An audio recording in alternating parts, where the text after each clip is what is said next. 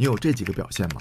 喜欢胡思乱想，早上给同事打招呼被忽视了，你会觉得他对你有意见；在意别人评价，朋友说你2句，你会难过好几天，尽管他只是开玩笑；心里装不下事儿，同样一件小事，别人波澜不惊，你波涛汹涌，不停地纠结内耗；共情能力超强，听朋友说悲伤的事情，他没哭，你哭了，结果他反过来安慰你；感官极其敏锐，周围稍微有点风吹草动都会受影响，没法专注自己的事情。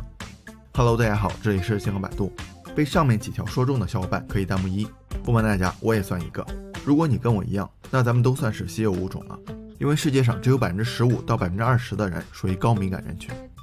但我们也能发现，还有一些人的内心就很皮实，钝感强大，每天嘻嘻哈哈，该吃吃该喝喝，有事不往心里搁，你甚至都感觉他们快乐的没心没肺。虽然不是人人都能这样，但高敏感体质也可以变强大。今天咱们就聊一聊。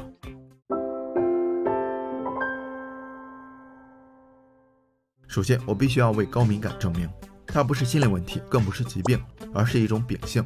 不是我吹，这种特质还有很多好处，甚至从进化的角度来看，也有其独特的价值。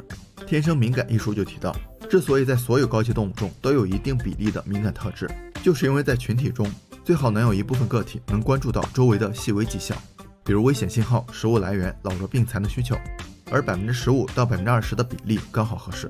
你想啊，20万年前几个智人正吃着火锅唱着歌，如果没有一个敏感的家伙在，被一群野兽包围了都不知道，结果可不轻松被团灭被下火锅。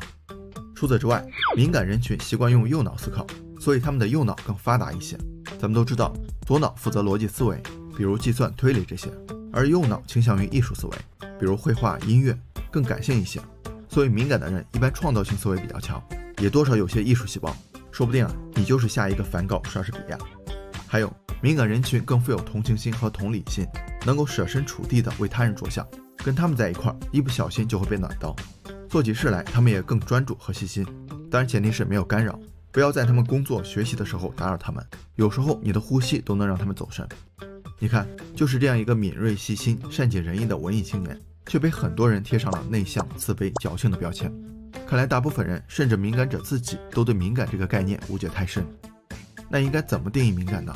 一句话，对于刺激的感受更加强烈，它表达了一种中性的事实，无关好坏，只是敏感度不同而已。再详细一点，可以总结为4个字母 DOES。D 深度处理信息的能力， O 容易被外界过度刺激， E 容易产生共鸣的情感反应， S 对细微事物的敏锐感知。你看，这些都不是负面描述，所以下次如果有人说你的敏感是矫情、是想太多、是玻璃心，你就好好的教他做人。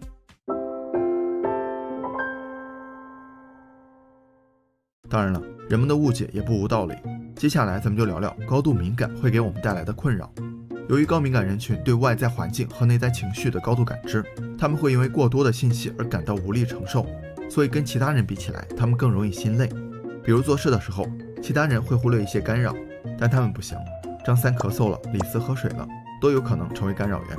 他们还得控制自己，保持专注，这是需要消耗心理资源的。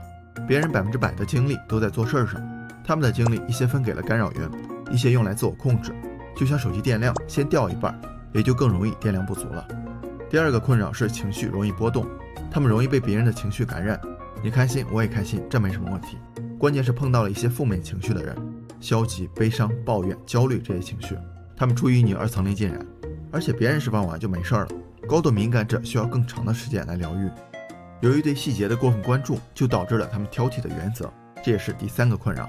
一些完美主义者也是因为这个原因，他们对任何事都要做到极致，但很多时候心有余而能力不足，也就造成了拖延、半途而废、自暴自弃的结果。最后，因为太过敏感的神经，社交对他们来说也是一种负担，有时候会担心自己的话别人误解，表达之前斟词酌句，沟通起来还是不尽人意，结束之后又埋怨自己，整个过程都很痛苦。还有的时候即便没沟通也在精神内耗，他们几个是不是在议论我？上午领导的话是什么意思？刚才张三的眼神难道对我有意见？脑袋一天到晚就没停过，能不头大吗？对吧？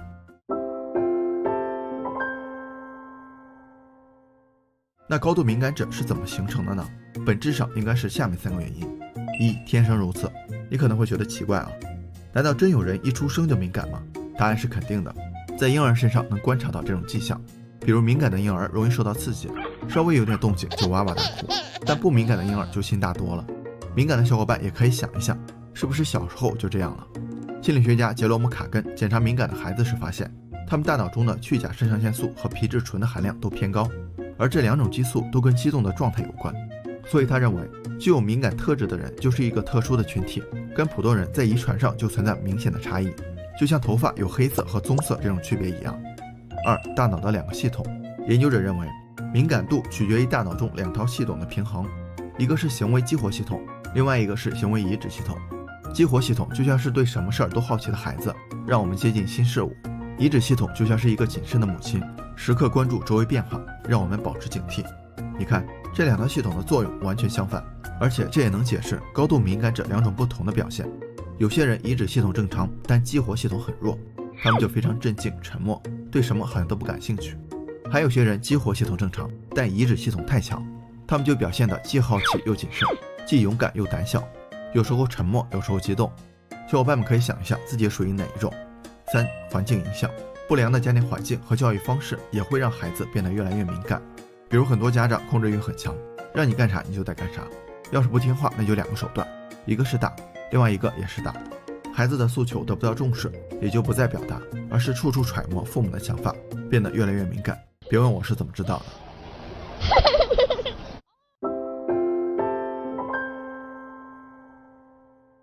最后咱们再来聊聊如何变成皮实的大心脏，或者说怎么更好的利用敏感的特质。这里有几个小建议。1. 大胆一点，释放自己的情绪，不要把情绪封闭起来，有疑问就去问，被冒犯了就发火，悲伤了就表达脆弱。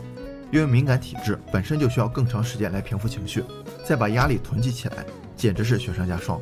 另外，勇于表达情绪不仅可以消除胡思乱想产生的误解，也能让别人了解你，用合适的方法对待你。2. 自信一点，加强自我价值感。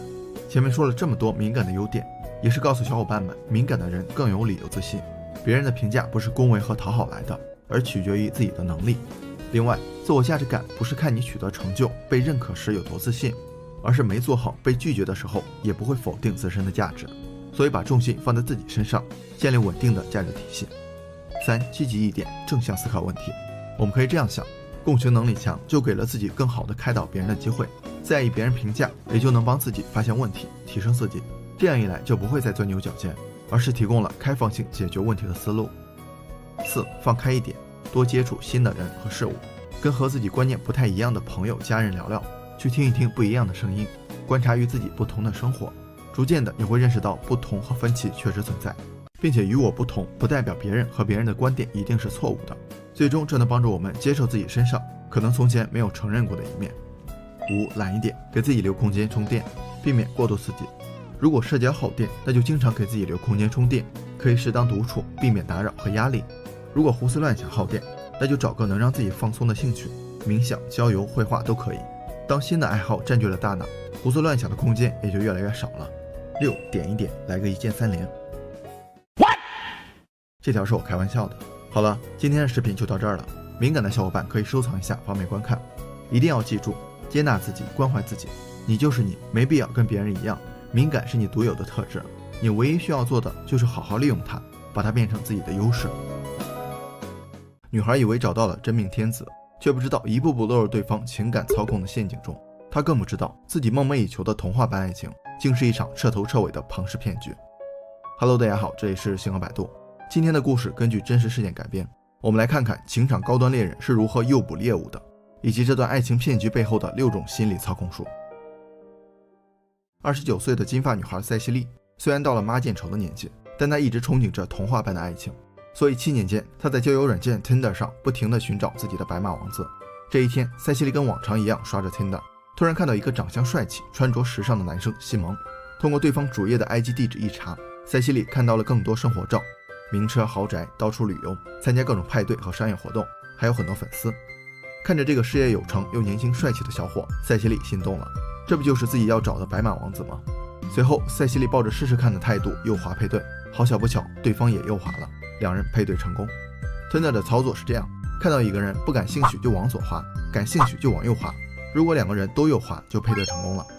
为了维持第一印象的热度，西蒙传来信息，约他在伦敦的一家豪华酒店见面。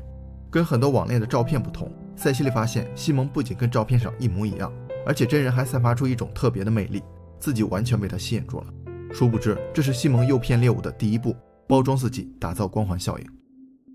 我们在不了解一个人的时候，往往会通过某些特质以偏概全地评价这个人。长得帅气的人性格应该也不会差，懂得享受的人应该很有能力。西蒙通过豪车、名表、旅游、派对这些照片，为自己打造了一个带有光环的人物形象，让塞西莉迅速产生好感。我们看小红书、陌陌上全都是帅哥美女，身边都是普通素人，就是因为他们都开过光。不过对于相亲、面试等重要场合，穿着正式确实能发挥积极的作用。人生若只如初见，第一印象一旦产生就很难改变了。约会的时候聊的工作，西蒙告诉塞西莉他是全球最大的钻石制造商 LLD 的 CEO， 父亲是著名的钻石大王，自己也就是钻石王子，妥妥的天花板级别的高富帅。但是太过完美的人往往给人一种不真实的感觉，所以西蒙也适当露出了瑕疵和脆弱的一面。他说自己有个2岁的女儿，但是已经跟孩子妈妈分手了，由于工作原因需要经常辗转各地，所以也渴望有个人陪伴。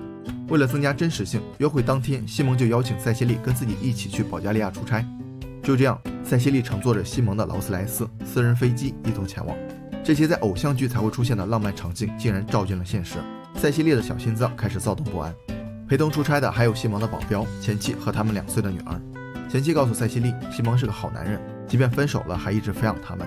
西蒙的话在前妻这里得到了验证，塞西莉对他的好感也迅速升温。他不知道自己掉入了西蒙的第2步陷阱中，营造真实感，获取信任。跟照片一样的长相，又有高大上的背书，让塞西莉相信这一切都是真的。而且劳斯莱斯私人飞机也能让他放下防备，人家这么有钱，怎么会骗我那点钱？为了更加真实，西蒙还用到了心理学上的出手效应，就是说太过完美的事物往往让人有距离感，相反有点小瑕疵才更接地气。这样不仅不会影响自己的形象，还能拉近彼此之间的关系。于是就有了前妻、孩子这些角色的客串。在保加利亚，2人度过了一个美好的夜晚。接着就是爱情小说里才会有的情节。塞西莉发现西蒙身上有一些伤痕，西蒙告诉他，钻石生意是非常危险的，自己曾经被人陷害而被关了起来，身上的伤痕就是在监狱里留下的。就在这一刻，塞西莉的心被触动了。她没想到西蒙光鲜亮丽的外表下隐藏着一段不幸的遭遇，于是她决定要用爱拯救这个可怜的男人。这就是人们常说的，高端猎人往往以猎物的身份出现。西蒙的第3步就是适当示弱，加深情感连接。这一步的高明之处在于把对方的心理活动拿捏得死死的。首先，不完美的形象再次加深了真实感，让塞西莉更加信任自己。其次，母性是每个成年女性的心理表现。西蒙恰当的示弱，激发了塞西莉母性中强烈的保护欲望，想要为她有所付出。最后，通过小缺陷掩盖大罪恶，一真一假最难拆穿。即便之后西蒙的骗局暴露，塞西莉还是会相信他是被人陷害的，简直吓人诛心。所以男性小伙伴记住了，谈恋爱不能只扮演霸道总裁，还要适当示弱，对方会更愿意付出。由于西蒙业务繁忙，保加利亚一行结束后，西蒙让塞西莉先回伦敦，之后就没再联系他。这里划重点，没再联系。但这段梦幻般的经历始终在塞西莉脑海中挥之不去。终于，他鼓足勇气发了条信息给西蒙。几秒钟后，西蒙回复了他。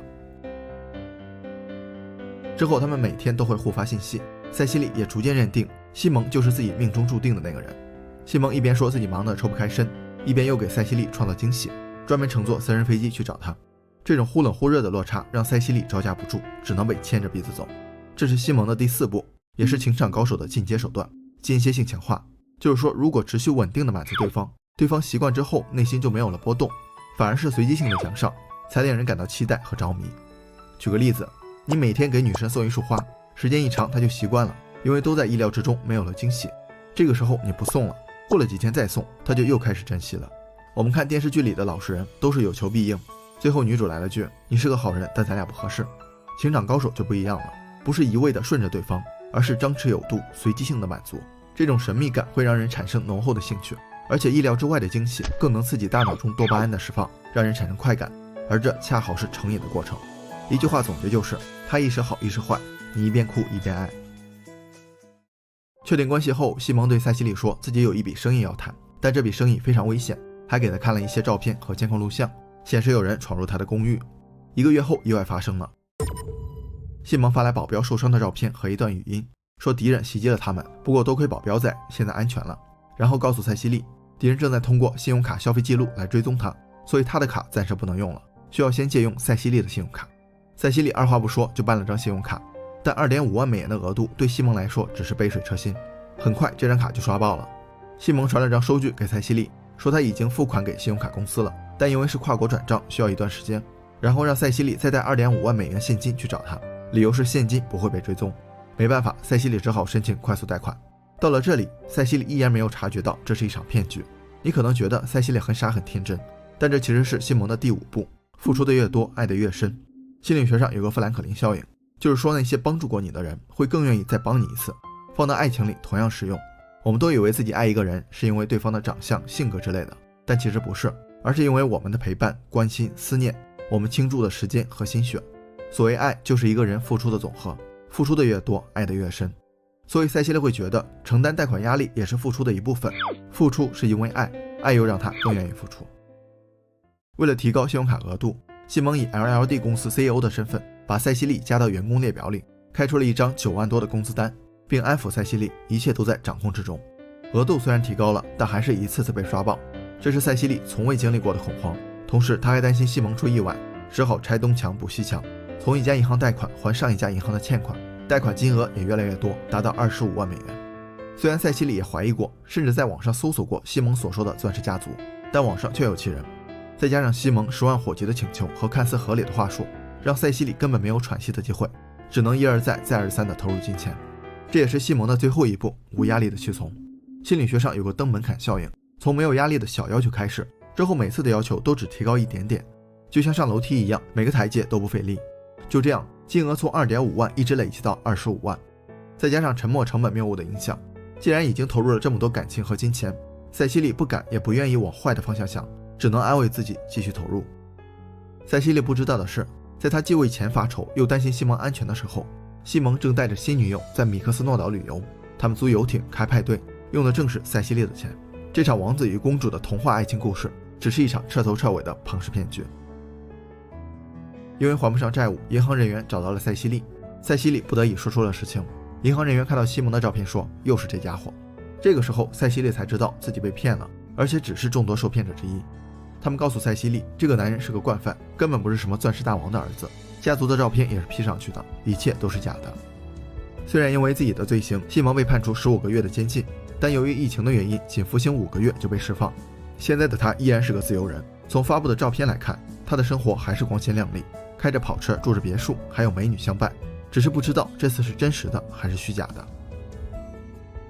聊这个故事的目的也是提醒小伙伴们，类似的感情骗局不仅仅存在于外国的社交软件上，受骗对象也不仅仅局限于年轻的女孩子，但凡有情感需求的人，他们都会趁虚而入，凡事多留心，没什么坏处。分析其中的6个心理学效应，也只是帮助大家在恋爱中更好地把控彼此的关系，所以即便你真的学会了，一定要合理运用，切忌模仿西蒙雨露均沾。有没有人对你说过这句话？你一点都不成熟。以前有人这么说我都想生气怼回去。长了30多年，腰也粗了，头也秃了，你跟我说不成熟，你是故意找茬是不是啊？其实我也知道，他们并不是要拿出身份证比比谁大，而我只是不愿意承认心智成熟不能用生理年龄来衡量的事实。现在想想，这或许也是一种不成熟的表现。那怎样才算心智成熟呢？今天咱们借《少有人走的路》这本书聊聊这个问题。起初看到书名的时候，我还以为又是迎合大众口味的鸡汤，但在深入了解之后，我被打脸了。这本心理学著作自1978年出版以来，被翻译成23种语言，在全世界发行，豆瓣9万多人也打出了8.4的高分。它的内容没有那么时髦，有些甚至可能会让你觉得不舒服，但我还是恳请大家耐心看完本期视频，因为它真的能让我们在心智成熟的旅程上有所收获。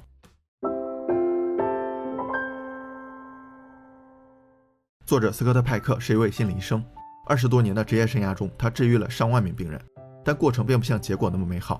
事实上，在大多数治疗过程中，他都经受着长期的困惑和沮丧，所以开篇第一句他就写下了 Life is difficult。 跟那些赞美生活的话比起来，这或许才是人间真实。生活不如意十之八九，不管我们接受与否，众生皆苦就是事实。但很多人不敢正视人生的苦难，特别是遇到挫折和困难的时候，就表现出了不成熟的一面。有的选择逃避，生活是一场战斗，我不打你就不能把我怎么样，考不上大学就不上，找不到工作就啃老。有的怨天尤人，我之前也是这样，总觉得命运不公，凭什么别人顺风顺水，我到哪儿都是逆水行舟。还有的用不好的方式来发泄，严重酗酒、沉迷游戏，甚至把消极情绪转移到家人朋友身上。仔细想想，这些心理防御机制就像是回到了小时候，比如做错了事儿，赶紧捂着双眼，看不到它就没发生；看见别的孩子吃冰淇淋，就跟大人发牢骚，大人不给买就开始撒泼，在地上打滚。所以派克觉得，心智成熟的前提就是不要用生活美好来欺骗自己，而是接受人生苦难重重这个事实。看上去好像有点丧，但这并不代表向人生妥协。相反，作者觉得人生是一个不断面对问题并解决问题的过程。问题的存在不是为了压垮我们，而是让我们更强大。就像学校刻意设计各种问题，让学生动脑子想办法去解决。唯一不同的是，学校里有老师，而生活中只能靠我们自己。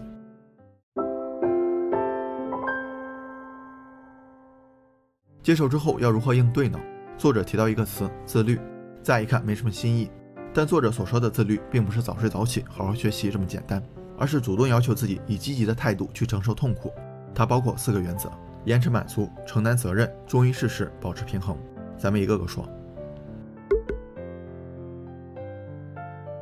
小时候大家应该都一样，想要什么东西那必须立刻马上得到。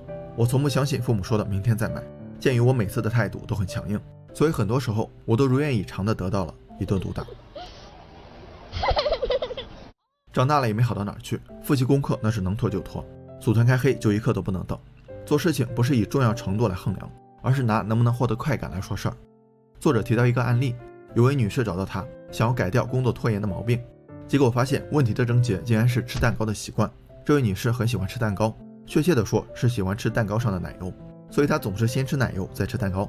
上班也是一样，她总是先处理容易和喜欢做的事情，困难的就往后推。派克让她反过来试试，结果很快她就克服了拖延。你看，只是颠倒了一下顺序，甚至都不能算是一种新的方案，怎么就有立竿见影的效果呢？咱们可以这么理解，先易后难，每一件都比上一件难搞，等于是越来越痛苦，也就越来越想往后拖。反过来，先难后易，就是越做越轻松，处理问题的心态完全相反。另外，人的意志力并不是恒定不变的，跟肌肉力量一样是会被消耗的。先难后易能充分利用意志力，保证工作的质量和效率。很多人都没办法做到延迟满足，为了玩游戏经常熬夜，为了高配生活刷爆信用卡，为了当下快乐透着未来。他们不知道，这样不仅让痛苦在将来不断积累，也把心智成长的可能性淹没在无限的欲望中。我有一个表弟，初中毕业就辍学了，在社会上打拼了10几年，一直混得不好。他的父亲最常说的一句话就是：你自己当初不想上学，能怪谁？表弟在聊这个问题的时候，也总是告诉我爸不想让我上学，我现在只能这样。要说处理问题最快的方式，那一定是推给别人，但这样同样也是最坏的方式。孩子说不上学就不上学，作为父亲要承担教育失败的责任，而不是推到未成年的孩子身上。表弟进入社会没有混好，也不能把责任推给父亲，毕竟当初辍学是自己的决定。小时候我喜欢说这些话：这大钱打我的，谁让你不体恤我，都怪你不帮忙，不关我的事儿。长大了还是把他们挂在嘴边，千错万错都是别人的错，自己专注甩锅20年。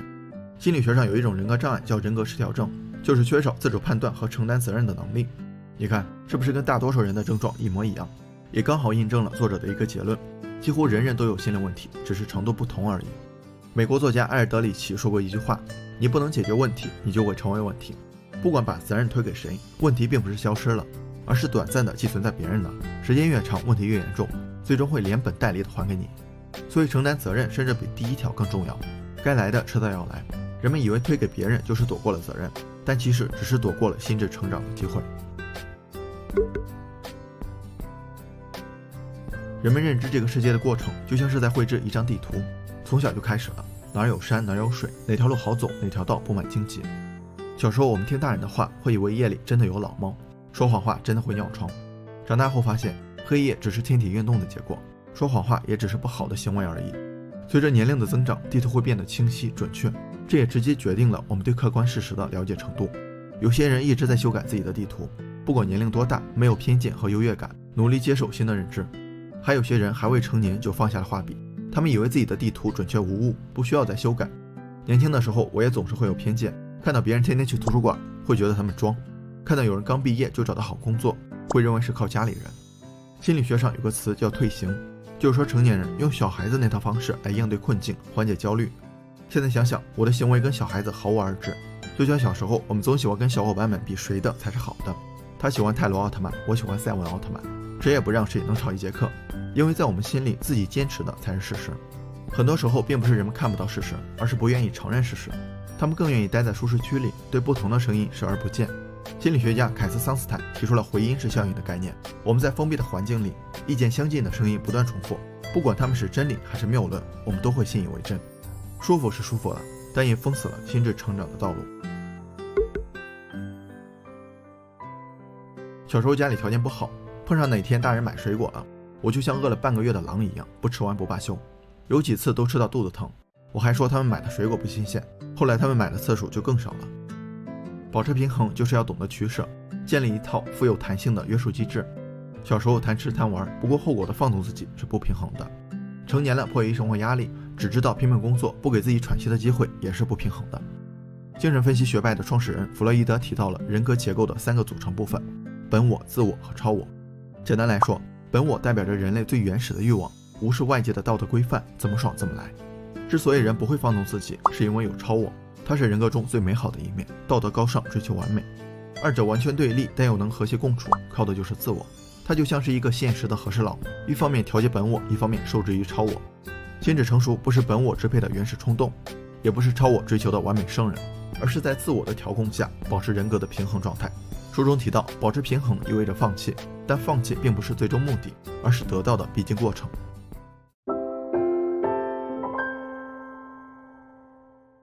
上面4个原则好像每一个都很痛苦，既要先苦后甜，又要承担责任，还要打破自己的认知和懂得取舍。不过看了作者下面提到的2个驱动力，你就会发现心智成熟并没有想象中的那么难。第一个驱动力，爱，也不是什么新的概念，不过作者所说的爱依然不是一般的爱，而是为了促进自己和他人的心智成熟，不断拓展自我界限，实现自我完善的一种意愿。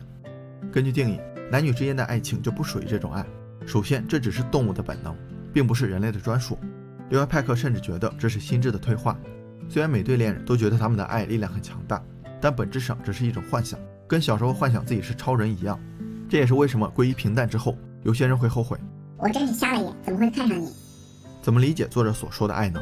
其实就在字面上，促进心智成熟，而心智成熟就是上面提到的4个原则。也就是说，如果你对一个人或者一件事的爱，可以不在乎眼前的收获，可以让你产生责任感，愿意推翻自己，重建认知，又不至于丧失自我，那就是真爱无疑了。有一些科研工作者对真理的追求就是真爱。第2个驱动力，潜意识。潜意识就是无意识的、没有被察觉到的心理活动，听上去不靠谱，但人们95%的感知、记忆、决策都是潜意识承包的。大家应该有这样的经历，面对一个问题百思不得其解，但某一刻突然灵光一现，就有了答案。有时候需要我们做选择，跟着感觉走的决定竟然是最佳选择。虽然不好解释，但荣格的集体潜意识理论给出了暗示，就是说很多我们未知的智慧，就像遗传基因一样，来自于全人类智慧的继承。既然是无意识的，我们怎么才能察觉到它们呢？这里有3个工具：梦境、口误和杂念。举个例子，有个朋友第一次见未来丈母娘，人家给他端来一杯水，他来一句不抽不抽，尴尬的气氛瞬间更尴尬了。其实他想来一根缓解自己的紧张。杂念更好理解，比如工作了很长时间，你发现大脑思绪飘了，直觉在告诉你该休息了；打着打着游戏，觉得好像没意思了，直觉在告诉你该干点正事了。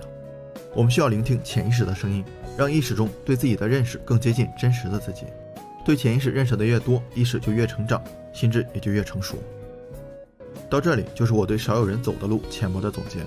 书中理论偏多，担心大家看不下去，我语速比较快，大家见谅啊。非常感谢耐心看到这里的小伙伴们，也希望10分钟的视频能带来一些不一样的收获。网上有个调侃，当你觉得人生已经很糟糕的时候，强忍着痛苦和泪水，努力熬过去，你会发现它真的可以更糟糕。但很多人依然可以活得充实和精彩，所以心智成熟并不难，因为爱和潜意识是刻在每个人骨子里的本能，只是还没有被我们充分唤醒。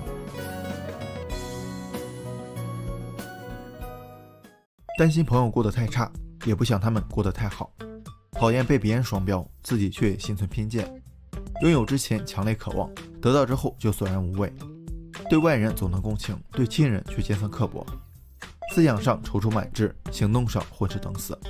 这些看似水火不容的矛盾心理，却能够完美的共存于大部分人身上。被戳中的小伙伴可以弹幕1，让我知道我不是最矛盾的那个。今天咱们就聊聊这5种心理。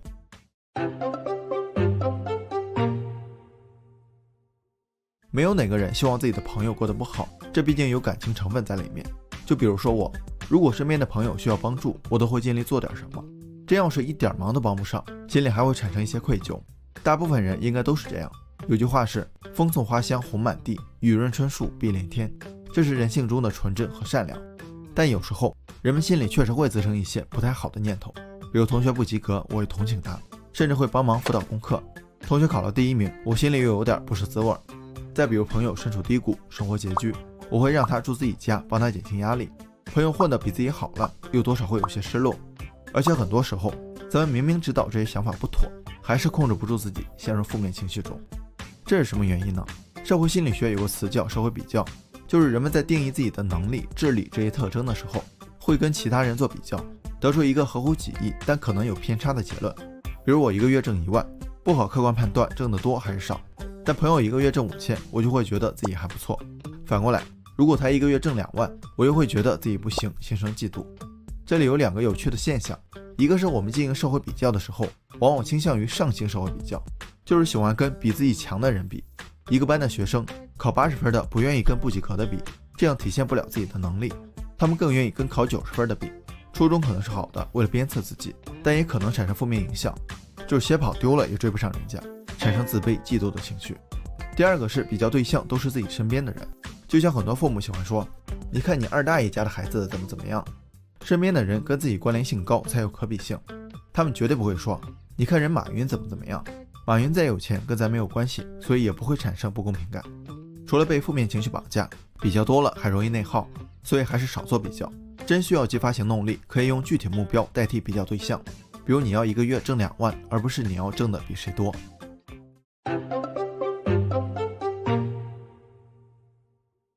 自己考试考得好，是因为自己又聪慧又努力；考得不好，就是没睡好、没吃饱，客观因素干扰。同学考得好，肯定是作弊外加狗屎运；考得不好，没有任何借口，就是因为他笨。领导给自己加薪了，那是自己能力使然；领导客观公允又慧眼识珠。领导给同事张三升职了，那肯定是张三使了手段；领导没有原则又双标下属。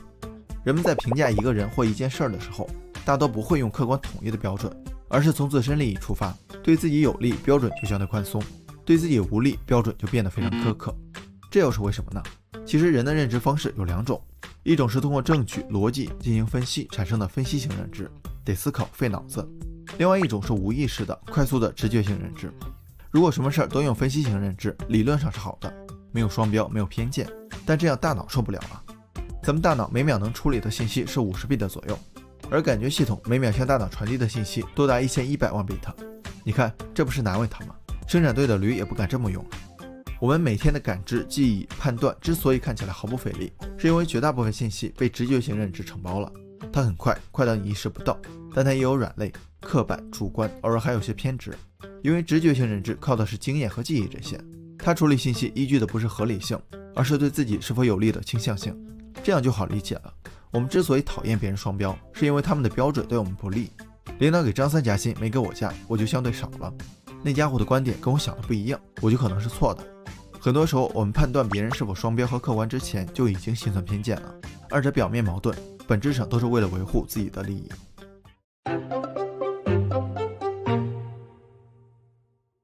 我有个朋友久经情场，但每次的爱情保质期都很短。追人家的时候那是变着法的殷勤讨好，得到之后立马有恃无恐，从舔狗变海王。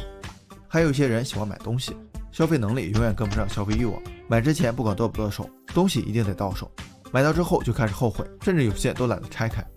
你可以说他们朝三暮四，喜新厌旧，但从心理学角度来看，这种矛盾心理并不是他们的本意，而是大脑中几种神经递质决定的。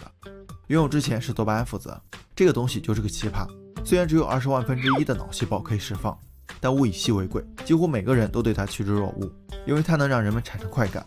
另外它还非常矫情，必须在某种条件触发下才会释放，通俗说就是你得打赏它，它才会为你服务，所以也被誉为分子界的金卡戴珊。这个条件就是预期，你像新鲜的、美好的、未得到的人或事物，能让我们产生好奇心和期待感，也就能刺激多巴胺的释放。漂亮女生可以，普通女生就不行。新款手机可以，你手里的手机就不行。多巴胺带来的快感，进而让你产生想要拥有的欲望。不过在你得到之后，它就打完收工了，转而去寻求新刺激。你看，典型的渣男。他的工作交接给了内啡肽、血清素这些神经递质，可以统称为当下分子。跟多巴胺靠预期产生快感不同，他们给你带来的快乐来自于真实的感受。这个时候你会想，这个人或事物能不能符合预期，是不是自己真正喜欢的、需要的？这跟多巴胺是完全不同的信号通路和作用机制，所以得到前后的感觉也就完全不一样。很多时候我们在得到之前预期都偏高，但得到之后回归现实，二者的落差很大，所以有时候不仅会索然无味，甚至还有些讨厌，怎么看怎么不顺眼。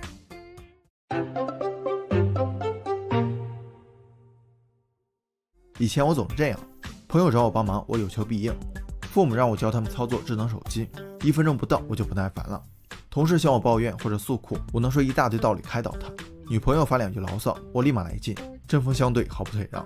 总结一下，就是在外人和亲人面前完全是矛盾的两面派。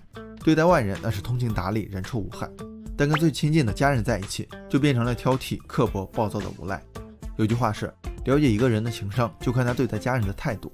所以很多人并不是情商高，而是把真实的情绪隐藏起来，在自认为合适的场合释放出来。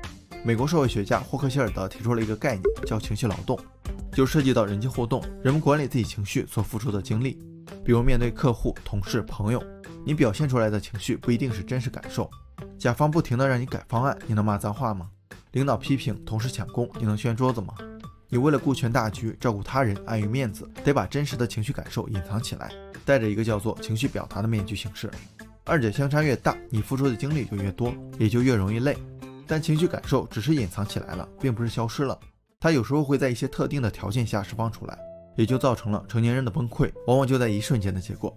不过更多时候，它会在你认为安全的、不需要伪装的场合释放出来，这个场合就是家。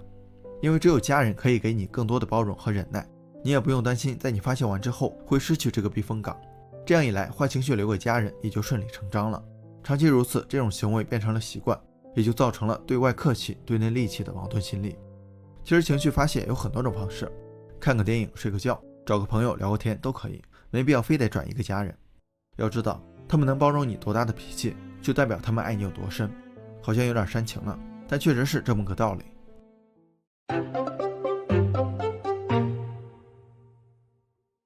最后一种更像是矛盾的状态，就是大脑里什么都懂，要自律，要上进，也知道该做什么，该怎么做，但身体却很诚实，总是在做相反的事情。这就造成了一些有趣的现象。